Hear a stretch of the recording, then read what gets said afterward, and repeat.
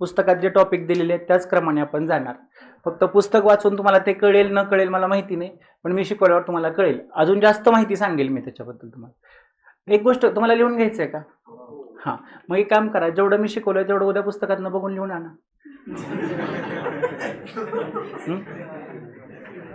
असं करा ना, म्हणजे लिहून पण होईल आणि शिकवून पण होईल. काय माहिती का, लिहिणं खूप गरजेचं आहे बरं का. लिहिणं हे वेळ खाऊ आहे, आपल्याला मान्य आहे हे सगळं, कारण आत्ताच्या काळामध्ये मुलांना कमी वेळेमध्ये सगळं पाहिजे असतं आणि त्याच्यामुळे लिहिण्यामुळे वेळ जातो, हे मला मान्य आहे. पण लिहिण्याचा इम्पॅक्ट खूप मोठा होतो. मग तुम्ही जेवढं आपण शिकवलंय तेवढं रोज लिहून आणलं तर 1 तासभर तो होऊन जाईल. असं आम्ही सगळ्या बॅचेसला आता थोडं थोडं लिहायला लावतोय घरी. पहिलं मी सगळंच इथं लिहून द्यायचो, पण आता थोडंसं कमी केलंय ते प्रमाण, कारण मग बॅचचा कालावधी 2.5 महिन्यावरून 3 महिन्यावर चालला होता. मग तो कमी करून आता आम्ही 2 सव्वा 2 महिने 2.5 महिन्यापर्यंत तो आणलेला आहे. पण म्हणून बरेचसे घटक मी मुलांना इथं शिकवले, समजून सांगितले की घरी लिहायला देतो, तर मुलं लिहून आणतात घरून. मग तसं तुम्ही करू शकता. लिहून आणा, काय अडलं तर मला विचारा, काय अडणारच नाही तुम्हाला, एवढं व्यवस्थितपणे मी घेईन. मग हे 25 दिवसामध्ये हा सिलेबस बसवायचा म्हणलं तर मग आपल्याला थोडीशी ॲडजस्टमेंट करावी लागणार. दुसरी गोष्ट काय, फास्ट घ्यावं लागणार आहे, तर ती मी फास्ट घेणार नाही ह्या बॅचला. म्हणजे ही बॅच फास्ट ट्रॅक नाही आहे. तुम्ही जाहिरात बघितली असेल तर तिथं पण मी लिहिलं होतं बघा तसं की बॅच फास्ट ट्रॅक नाही. त्यामुळे शिकवताना मी अगदी सावकाशच शिकवणार तुम्हाला. फक्त प्रॉब्लेम आहे तो लिहिण्याचा, तेवढं आपण टाळूया, म्हणजे आपला वेळ वाचेल. जवळजवळ निम्माच वेळ वाचतो. म्हणजे 1.5 महिन्यामध्ये आरामात आपली बॅच संपेल. म्हणजे जर कुणाला डाऊट असेल तर 1.5 महिन्यामध्ये बॅच संपेल का न संपेल का, तर त्याच्यासाठी सांगितलं मी. ठीक आहे. आणि शब्दसंग्रहाचे काही लेक्चर घेता आले तर त्याच्यामध्ये तीही घेऊ आपण, जर वेळ मिळाला तर आपल्याला 1.5 महिन्याच्या आतमध्ये. काय म्हणणं आहे तुमचं? हां, बघा अजून कोणाला काय विचारायचं आहे का? म्हणजे कसं, पहिल्या दिवशी सगळ्या गोष्टी क्लिअर असलेल्या बऱ्या असतात, परत तुम्ही म्हणाल नको आम्हाला हे सांगितलं नव्हतं, हे सांगितलं होतं. ठीक आहे, मला आवडेल बरं का लिहून द्यायला, पण वेळ नाही रे आपल्याकडे तेवढा. आणि हा रात्रीचा वेळ आहे, आपल्याला 2 तासापेक्षा जास्त एक्सटेंड पण नाही करता येत. त्याला 3 तास 11पर्यंत 11:30पर्यंत घेऊ असं पण नाही करता येणार. तर आपल्याला वेळेतच बॅच सुरू करावी लागेल, 8:30लाच बरोबर, आणि 10:30लाच संपवावी लागेल. कारण सगळ्या मुली वगैरे असतील तर त्यांना घरी जायचं असतं, तर एवढा उशीर नाही करू शकत आपण.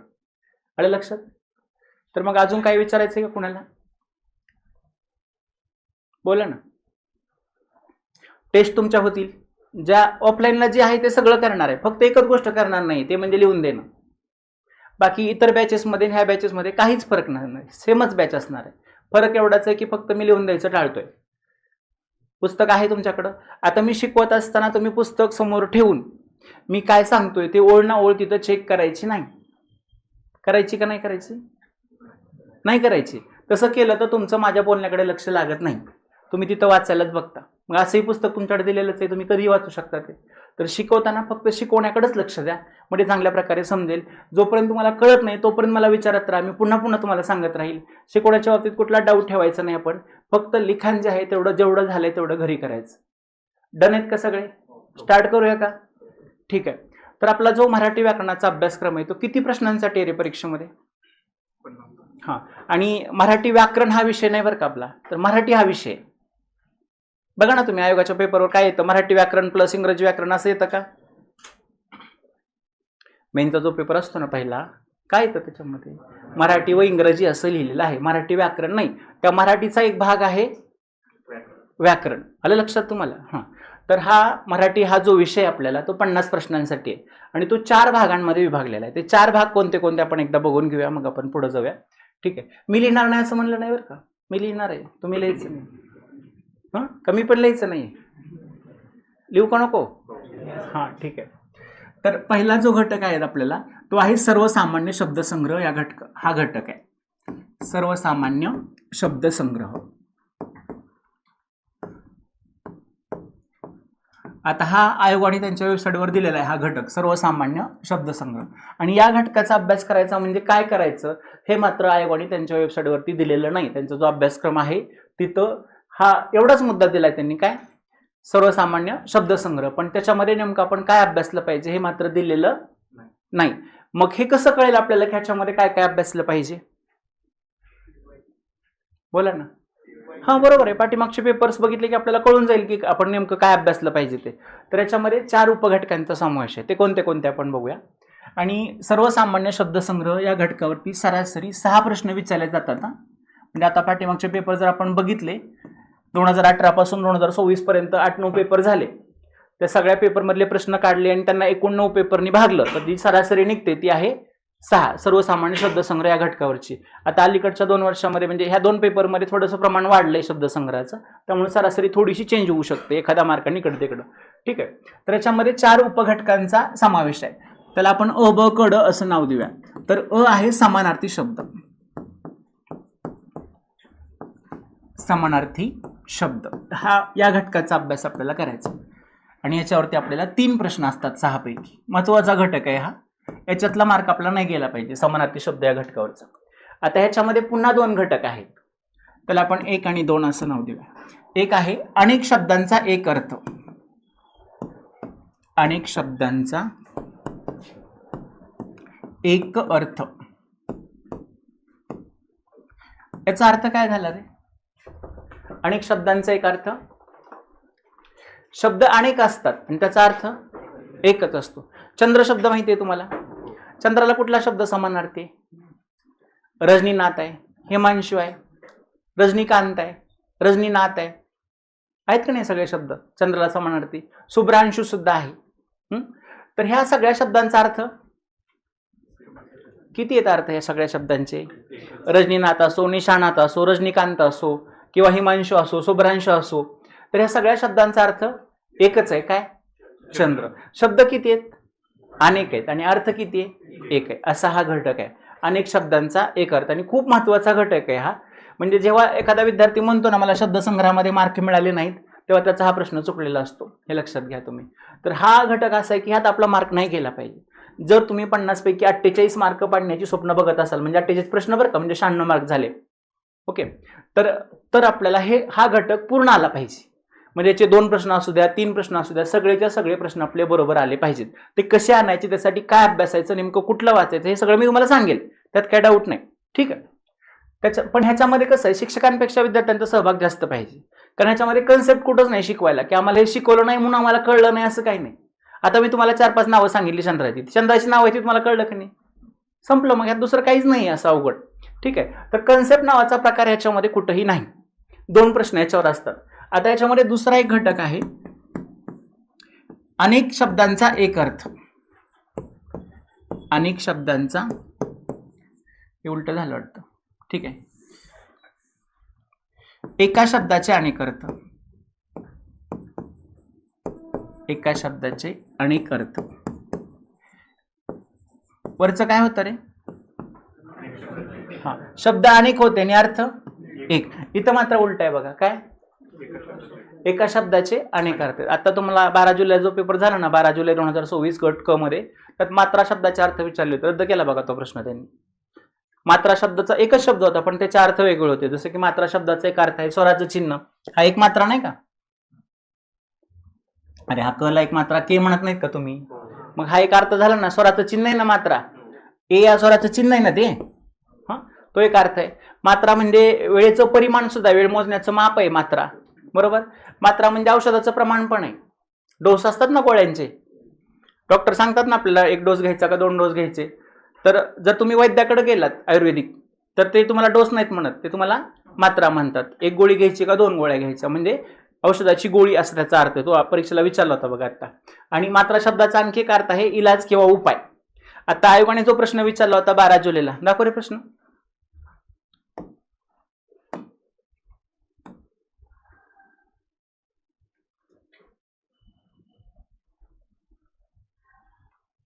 कर ना कनेक्ट. गट क 12 जुलै 2024. एकदम शेवट आहे बघ. 45-46 नंबरला जा. 45 नंबरला. खूप शेवट गेलं.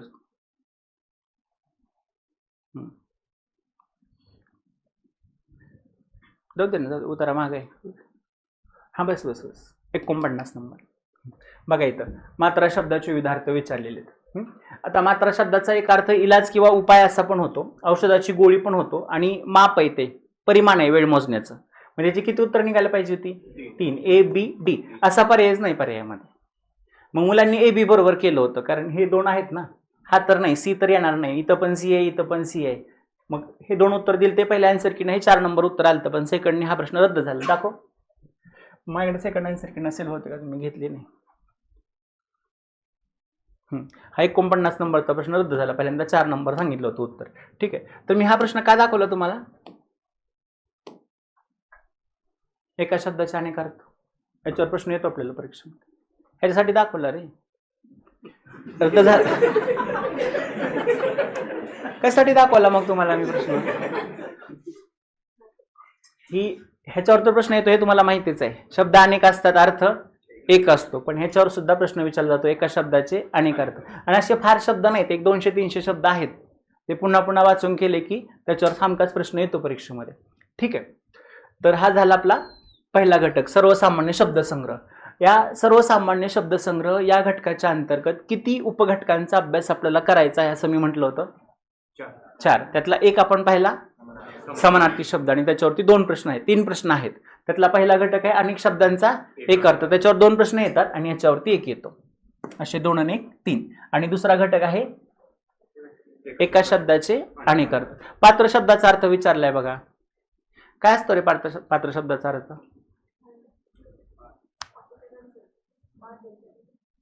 हा, पाठ पण विचारलं होता. पाठ म्हणजे एक विवाहाचा प्रकार असतो बघा, पाठ लावणे म्हणजे काय? विधवेचा विवाह माहितीये का तुम्हाला? विधवा स्त्रीने लग्न करणं. हा, आपल्या समाजामध्ये विधवा स्त्रीच्या लग्नाला मान्यता आहे का रे? कायदा नाही, समाजाने. हा, समाज मान्य करतो का ही गोष्ट? नाही करत. हा, मग अशा विवाहाला समाज लग्न म्हणायला पण तयार नाही, त्याला काय म्हणतात? पाठ लावणे. मग विधवेचा विवाह हा एक अर्थ आहे. आणि आपल्याला हे माहिती आहे ना, कालवा, पाण्याचा कालवा, त्याला पण पाठ असं म्हटलं जातं, बरोबर. आणि बसायचा पाठ आहे ना, लाकडी पाठ, तो एक अर्थ. म्हणजे किती अर्थ झाले? 3. मग त्याला एक चौथा अर्थ देतात, ते पाठ, ठशाचा. बॅक आपली पाठ, पण ती ट नाही, ठ आहे. ठीक आहे, असे अर्थ आहेत. तो पण प्रश्न याच परीक्षेमध्ये विचारला गेलाय. तर अशा प्रकारे तुम्हाला एका शब्दाचे अनेक अर्थावरती प्रश्न विचारला जातो. आता ह्याच्यामध्ये जो ब घटक आहे तो कुठला आहे बघू आपण. तो आहे विरुद्धार्थी शब्दांचा. याच्यावरती आपल्याला परीक्षेमध्ये एक प्रश्न विचारला जातो, विरुद्धार्थी शब्द या घटकावरती. त्याच्यानंतर तिसरा आहे क, शब्द समूहाबद्दल एक शब्द. अलीकडे या घटकाचं प्रमाण वाढलंय खूप परीक्षेमध्ये, म्हणजे प्रश्न वाढले त्याच्यावरचे. शब्द समूहाबद्दल एक शब्द हा काय घटक असतो रे? एक प्रश्न विचारला जातो, म्हणजे सरासरी एक निघते त्याची, पण अलीकडे या घटकाचं प्रमाण वाढलेलं आहे. इथे एक शब्दाचा समूह दिलेला असतो तुम्हाला, आणि त्याच्याबद्दल तुम्ही एक शब्द वापरायचा असतो. सोपा घटक आहे हा, 1-2 वेळा रीडिंग केलं की तो पक्का होऊन जातो. म्हणजे ह्याच्यावरचा प्रश्न कोणाचा चुकलाय असं होत नाही. फक्त कसं असतं, परीक्षेला पर्याय जवळजवळचे येतात तेव्हा आपल्याला कळत नाही उत्तर काय काढायचं. ते उत्तर माहीत असतं, पण जवळजवळचे पर्याय आल्यामुळे हे किती असं कन्फ्युजन होतं. मग तुम्ही वाचून जर सराव केला तर मग तुम्हाला कळून जातं की असे जवळचे पर्याय उत्तर आले की त्यातनं कुठलं उत्तर निवडलं पाहिजे आपण नेमकं.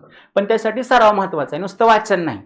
2-3 वेळेला चांगल्या प्रकारे वाचन आणि सराव, एवढ्या 2 गोष्टी केल्या की या घटकावरचे मार्क जात नाहीत. ओके, सोपा घटक आहे.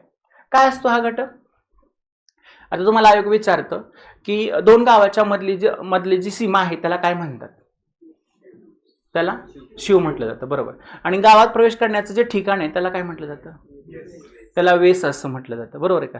आणि गावाचा जो कारभार चालतो त्याला काय म्हणतात रे? त्याला गावगाडा असं म्हटलं जातं, बरोबर आहे की नाही. आणि गावामधल्या अनुभवी माणसाला काय म्हणतात? जो वयोवृद्ध माणूस आहे, अनुभवी माणूस आहे गावात, हा सुद्धा प्रश्न विचारला गेलाय परीक्षेमध्ये, माहिती आहे त्याला? त्याला गाव मामा असं म्हणतात. ओके, आता हे शब्द कसे असतात? ठरलेले असतात आपल्या रूढी परंपरेनं, जसे आहे तसे आपण लक्षात ठेवायचे. की गावातल्या वयोवृद्ध अनुभवी माणसाला गाव मामा म्हणतात, तर गाव मामा म्हणतात. म्हाताऱ्या जनावरांना सांभाळण्याचं ठिकाण असतं, म्हाताऱ्या जनावरांना, माणसांना नाही, त्याला काय म्हणतात? नाही माहिती? त्याला पांजरपोळ असं म्हटलं जातं. हे अशा प्रकारचे शब्द तुम्हाला परीक्षेमध्ये विचारले जातात, कळलं? गावाभोवतीचा तट असतो बघा, त्याला काय म्हणतात रे? गावाभोवतीच्या तटाला काय म्हणतात माहितीये? बरेचसे लोक गावाकडचे असतील की यातली, त्याला गावकूस असं म्हटलं जातं. पाहिला का रे तुम्ही हा तट कधी? कुठल्या गावात दिसलाय तुम्हाला? कारण तो अदृश्य असतो, दिसत नाही.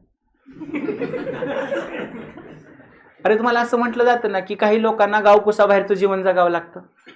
तुम्ही गावामध्ये बघा ना, काही विशिष्ट लोकांची घरं थोडीशी गावाच्या बाहेर असतात आणि गावाच्या मध्यवर्ती ठिकाणामध्ये वेगळ्याच लोकांची घरं असतात. मग ह्या 2 लोकांच्या मध्ये जो अदृश्य तट आहे त्याला गावकूस असं म्हटलं गेलंय. आलं लक्षात तुम्हाला? तर हे सगळं कुठं विचारलं जातं? शब्दसमूहाबद्दल एक शब्द. याच्यामध्ये आणखी एक घटक आहे, त्याच्यावर फार कमी प्रश्न येतात, पण तुम्हाला सांगून ठेवतो. अलंकारिक शब्द हा एक प्रकार आहे याच्यामध्ये. अलंकारिक शब्द हा काय प्रकार आहे? अलंकारिक शब्द तर याच्यामध्ये मुख्यार्थ नावाची एक संकल्पना आपल्याला समजावी लागते. माहिती आहे का तुम्हाला मुख्यार्थ कशाला म्हणतात? एक गोष्ट सांगू तुम्हाला, माहित नसल्यानं लगेच नाही म्हणायचं आणि माहित असलं की पटकन सांगायचं, म्हणजे आपला वेळ वाचेल. वेळ कमी आहे ना आपल्याकडं. हा, तर मग तुम्ही पॉज घेतल्यानंतर काय उपयोग होणार आहे सांगा ना बरं. तेवढ्यावर उत्तर कळणार आहे का आपल्याला? नाही. परत थांबणारच आहात तुम्ही, तर त्यापेक्षा अगोदर सांगून टाका ना मला नाही म्हणून. ठीक आहे, हां ठीक आहे. तर काय म्हटलं मी, काय माहिती आहे का? मुख्यार्थ. मी जे बोलतोय ते कळतंय ना तुम्हाला सगळ्यांना? तोच अर्थ कळतोय का दुसरा? त्याला मुख्यार्थ म्हणतात. कळलं? आपण जे बोलतो तेच समोरच्या माणसाला जर कळलं तर त्या अर्थाला मुख्यार्थ म्हणायचं. म्हणजे दगड म्हणलं की आपल्याला दगडच कळला पाहिजे. कसं होतं? दगड म्हणल्यानंतर माती लक्षात येते असं नाही ना होत? नाही. मग तो जो अर्थ तुम्हाला कळलाय त्या अर्थाला काय म्हणतात? मुख्यार्थ. अलंकारिक शब्दामध्ये शब्दाचे मुख्यार्थ घ्यायचे नसतात. मग त्याच्याशी संबंध असणारा एक अर्थ, त्या जवळचा अर्थ असतो, तो अर्थ आपल्याला घ्यायचा असतो. त्या मुख्यार्थाशी संबंधित असणारा जो अर्थ असतो त्याला लक्षार्थ म्हणतात. तो आपल्या बरोबर लक्षात येतो, तो शब्द वाचल्या की त्याचा लक्षार्थ काय असेल. आणि असा लक्षार्थ व्यक्त करणारा जो शब्द आहे त्याला अलंकारिक शब्द म्हणतात. अवघड वाटलं का जरा? नाही ना? मुख्यार्थ कळला होता ना तुम्हाला? अलंकारिक शब्दाचे मुख्यार्थ घ्यायचे नसतात. मग अलंकारिक शब्दाचे मुख्यार्थ घ्यायचे नसले की मग त्याच्या जवळचा एक अर्थ आपल्याला लगेच कळतो. त्या शेजारीच असतो, तो लपलेला दिसत नसतो तो.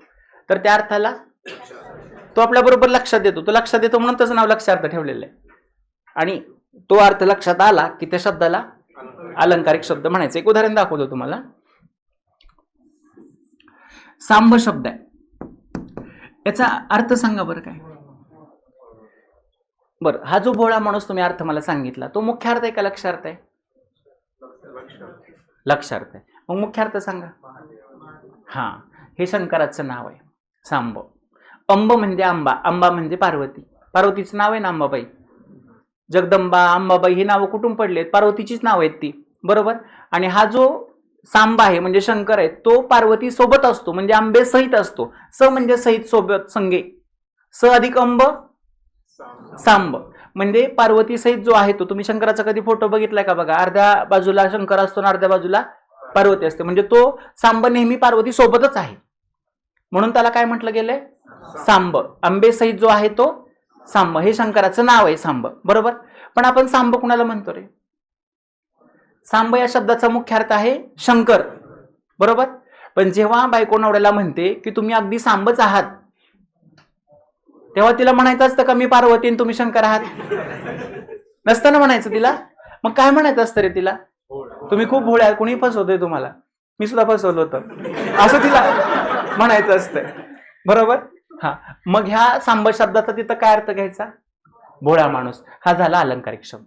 ह्याचा मुख्यार्थ सांगणं म्हणजे अलंकारिक शब्द नाही. मुख्यार्थ सांगितल्यावर कुठं जाईल रे हा? जर सांब शब्दाचा मुख्यार्थ सांगितला तर कुठं जाईल हा? हा इथं जाईल समानार्थी शब्दामध्ये. शंकराचं एक नाव म्हणील ना तो पुढं, बरोबर आहे की नाही? कळलं तुम्हाला हे? हा, आता बघा, कैकई नाव आहे. कैकई शब्दाचा अर्थ काय सांगा बरं? ही रामाची सावत्र आई आहे आणि भरताची सख्खी आई आहे, हा तिचा अर्थ आहे. कैकेला अर्थ नसतो, नाव आहे रे ते व्यक्तीचं, कुठल्याही नावाला कसलाच अर्थ नसतो. अरे हसताय काय तुम्ही? आहे काय तुमच्या नावाला काय अर्थ? आणि जर असलाच तर त्या अर्थाचा तुमचा काही संबंध नसतो. आता समजा एखाद्या मुलाचं नाव सागर आहे, त्यांनी समुद्र पाहिलाच असायला पाहिजे असं बंध नाही का? नाही ना. कधी कधी त्यानं पाहिलेला पण नसतो, तरी पण त्याचं नाव सागर असतं. याचा अर्थ काय? तुमचं माझं कुणाच्याच नावाला कसलाच अर्थ नसतो. मग ही कैकई कोण आहे? आता सांगितलं नाही का तुम्हाला कोण आहे ती? नाव आहे रे ती, पण ती भरताची आई आहे ना. सांगितलं ना मी तुम्हाला, आता ती रामाची सावत्र आई आहे, भरताची सख्खी आई आहे म्हणून, बरोबर. पण जेव्हा बायको नवऱ्याला म्हणाली की तुम्ही नुसते सांब आहात, तेव्हा नवरा म्हणाला हो कैकई. तेव्हा तिनं काय अर्थ घेतला? हां, भांडकुदळ स्त्री असा अर्थ घेतला तिनं, भांडखोर स्त्री असा अर्थ घेतला. आणि हा त्याचा लक्षार्थ आहे कैकेयीचा.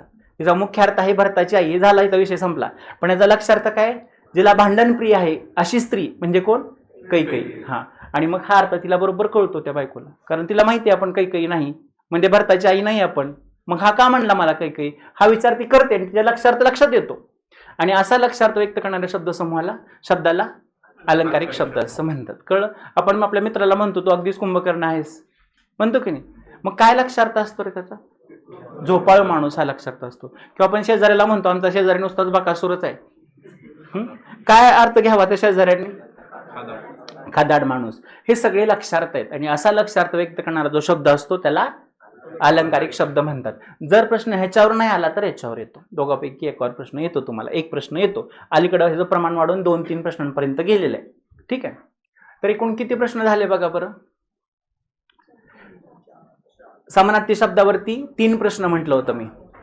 वृद्धार्थी शब्दावरती 1, शब्दसमूहाबद्दल शब्दावरती 1, आणि ह्यातला ड घटक आहे शुद्ध शब्द, याच्यावरती 1 प्रश्न फिक्स आहे प्रत्येक परीक्षेमध्ये. असे हे 6 प्रश्न तुम्हाला कशावरती येतात, शब्द नाही, सर्वसामान्य शब्दसंग्रह हा घटक आहे ना, आयोगाने दिलाय बघा सिलेबसमध्ये, सर्वसामान्य शब्दसंग्रह. आणि त्याच्यामध्ये ह्या 4 उपघटकांचा समावेश आहे. तर सर्वसामान्य शब्दसंग्रहाचा अभ्यास करताना हे 4 घटक सोडून दुसरे कुठलेही घटक अभ्यासायचे नाहीत. तलाठी आले, वरिष्ठ लिपिक आले, कनिष्ठ लिपिक आले म्हणून जे TCS घेत होतो ते इथं विचारलं जाणार नाही, ही परीक्षा आयोग घेणार, हे लक्षात घ्या तुम्ही अगोदर. हे माहीत असेल अशी अपेक्षा आहे मला, आहे ना तुम्हाला सगळ्यांना माहिती. हां, तर हे सरळ सेवा नाही आता राहिलेली, ही प्रेमेन झालेली आहे. त्याच्यामुळं जे पाठीमागं विचारत होते, म्हणजे एखादी कादंबरी लिहिली आहे, ती कादंबरीचे लेखक कोण, असले प्रश्न तुम्हाला इथं विचारले जाणार नाहीत. किंवा प्राण्यांची पिलांची नावं काय, प्राण्यांच्या घराची नावं काय, प्राण्यांचे आवाज कसे निघतात, असे प्रश्न आयोग तुम्हाला इथं विचारणार नाही. इथं हे 4च घटक विचारणार आहे आणि याच्यावरती तुम्हाला 6 प्रश्न आहेत. क्लिअर. मग सर्वसामान्य शब्दसंग्रहाचा अभ्यास करताना एवढ्या 4च घटकांचा अभ्यास करा. आतापर्यंत आयोगाच्या 42 वर्षाच्या इतिहासामध्ये ह्या 4 घटकांच्या बाहेर प्रश्न गेलेला नाही, इथून पुढेही जाणार नाही.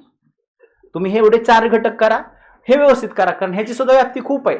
4 घटक करा म्हणजे खूप किरकोळ झालं, सोपं आहे असं नाही. ते 6 पैकी 6 मार्क पाडणं खूप अवघड असतं, कारण याच्यामध्ये भरपूर शब्द आहेत.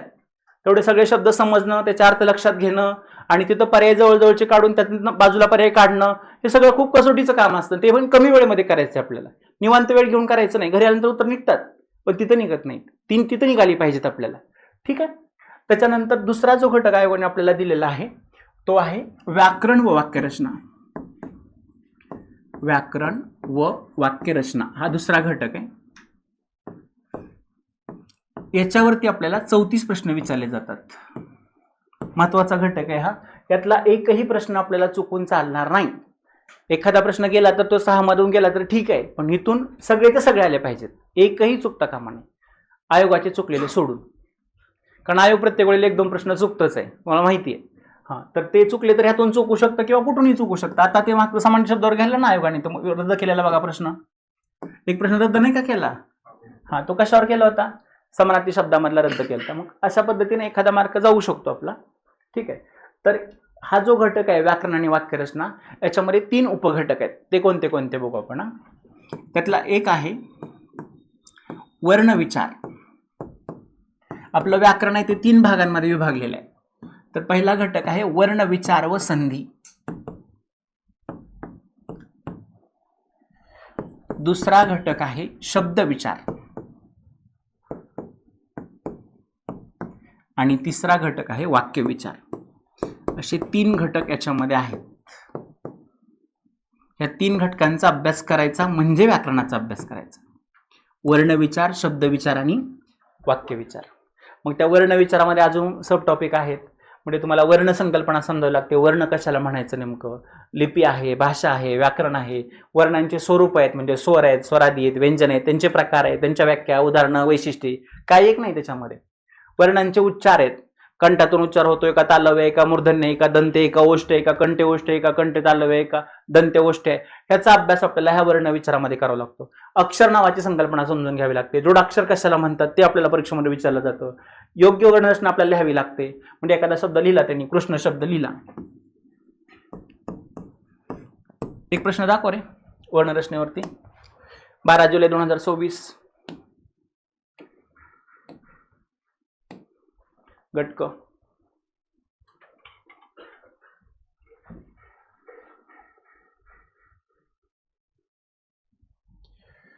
बंदच करू नको, ते चालूच ठेव म्हणजे डिस्कनेक्ट होणार नाही.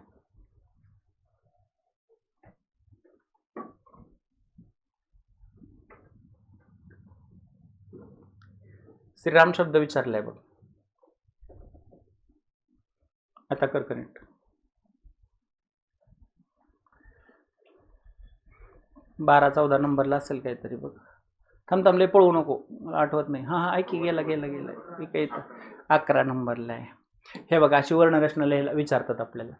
मग आपल्याला ह्या शब्दाची फोड करता आली पाहिजे. म्हणजे स्त्री शब्दामध्ये कोण कोण आहे आपल्याला माहित पाहिजे. श शामुर्गाचा आहे, र आहे, त्याच्यामध्ये दीर्घ ई स्वर आहे, बरोबर आहे की नाही. त्याच्यानंतर र मध्ये र आहे, आ आहे, परत म आहे, अ आहे. ही फोड आपल्याला करावी लागते.